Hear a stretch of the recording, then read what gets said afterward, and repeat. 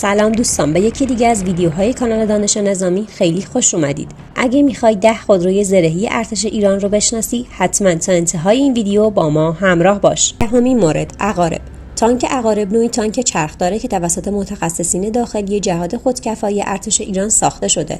این تانک چرخدار به یک توپ 90 میلیمتری مجهزه و ظرفیت تعداد خدمه این تانک 4 نفره و تیربار فرماندهی عقارب 12.7 میلیمتره و نسبت توان به وزنش 1:3. این تانک به آخرین نسل کنترل آتش مجهز شده و سیستم تعلیق تو این تانک مستقله. نهمین مورد، براق.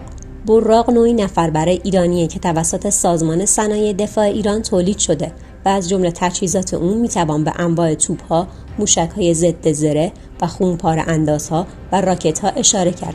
این نفربر توسط صنایع وزارت دفاع و پشتیبانی نیروهای مسلح ساخته و توسعه یافته.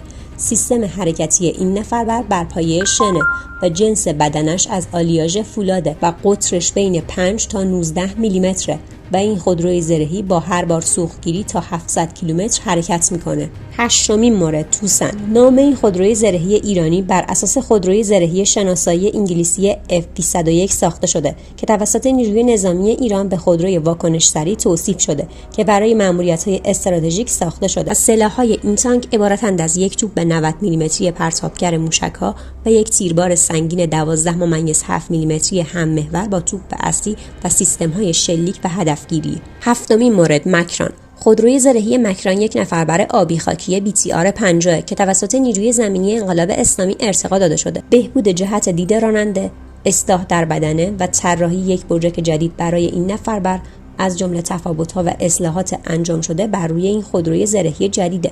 برجک این خودرو دارای 3 ویژگی اصلیه که شامل نصب یک سیستم کنترل آتش و یک سیستم دید شبانه حرارتی و روزانه است و میتونه به منظور اهداف زمینی و هوایی به کار گرفته بشه و شلیک با مانیتور، قابلیت رهگیری و بارگیری مهمات سریع و غیره از جمله خصوصیات این خودروی زرهیه.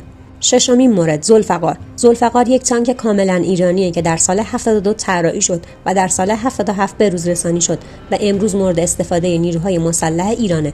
ذوالفقار از توپ 125 میلیمتری سیستم تعلیق مشابه مدل اولیه M60 و سیستم کنترل آتش با قابلیت شلیک در حرکت استفاده میکنه و نمای ظاهری شبیه یک تانک M48 و M60 و M1 آبرامز ارتش آمریکاست و تانک ذوالفقار مجهز مسافتیاب لیزری و برجک راداری و سیستم برقیه و طراحیش توسط نیروی زمینی ایران انجام شده. پنجمین مورد، طلاییه. طلایی یک نفربر زرهی فوق سبک ساخت ایرانه. این خودرو با داشتن ویژگی‌هایی چون تحرک و چابکی و قابلیت استقرار جنگ افزارها و سیستم تعلیق مشابه برای هر چرخ و دریچه تیربار در طرفین خودرو میتونه در تحرک عملیاتی نیروهای مسلح ایران نقش موثری رو ایفا کنه. این نفربر از یک تیربار 4.5 میلیمتری در برجک متحرکش استفاده میکنه و ظرفیت حمل 8 سرنشین رو داره و وزنش بین 8 تا 10 تن تخمین زده میشه. چهارمین مورد، طوفان.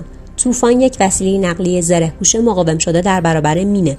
بمب‌های کنار جاده‌ای و کمینه‌ای میتونه در برابر تهدید گلوله‌ها تا کالیبر 7.62 و انفجار 8 کیلویی TNT در زیر بدنه و انفجار یک گلوله 155 میلیمتری در فاصله 60 متری مقاومت کنه. طوفان دارای 10 صندلی ضد شوک برای حمل نیرو در قسمت پشتیش است که دسترسی به این بخش در طوفان از طریق یک درب بزرگ در پشت طوفان تامین میشه که فاقد سطح شیب داره و افزودن سطح شیبدار به اون در آینده سرعت ورود و خروج نیروها رو بالا خواهد برد.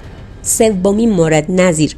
ربات موشک‌انداز نظیر نوعی ربات مسلح ساخت ایرانه که در 2 مدل 4 چرخ و 6 چرخ طراحی شده و قابلیت کنترل از راه دور رو داره. این خودرو میتونه محموله‌ای به وزن 700 کیلوگرم رو حمل کنه و دارای توانایی نصب سلاح متوسطه و مجهز به 2 پرتابگر موشک سلاح ضد هوایی با 2 قبض موشک ضد زره. این ربات با داشتن شعاع عملکرد عملیاتی بدون سرنشین به اندازه 2000 متر با قابلیت برنامه‌ریزی با هدف اجرای ماموریت‌های شناسایی و رزمی رو داره. دومین مورد، هویزه. هویزه یک نفربر زرهی ساخت وزارت دفاع ایرانه که در سال 91 رونمایی شد. این خودروی زرهی با وزن کم و نگهداری ساده و امکان نصب سلاح و تجهیزات مختلف و قابلیت بکارگیری سریع و آسان و امکان عملیات در شب و قابلیت بهره برداری در عملیات‌های مختلف نیروهای مسلح ایران رو داره و میتوان از اون در پایگاه‌های مرزی برای مقابله با استقرار و مبارزه با قاچاقچیان مواد مخدر و کالا استفاده کرد. اولین مورد کرار یک تانک اصلی میدان نبرد ارتش ایرانه که در سال 95 ازش رونمایی شد. این تانک دارای سیستم کنترل آتش الکترواپتیکیه و دارای فاصله یاب لیزری و کامپیوتر لیزریه که میتوان در روز و شب به سمت اهداف ثابت و متحرک شلیک کنه. این تانک مجهز به سامانه اتوماسیون تیربار برای شلیک از داخل دهلیز جنگیه و توانایی عبور از مناطق دو عارضه رودخانه و حرکت از زیر آب بوده و قابلیت استتار در مقابل سلاح‌های ضد ذره رو هم داراست. ممنونم که تا انتهای این ویدیو با ما همراه بودید. حتما کانالمون رو سابسکرایب کنید و در ویدیوهای بعد همراه ما باشید.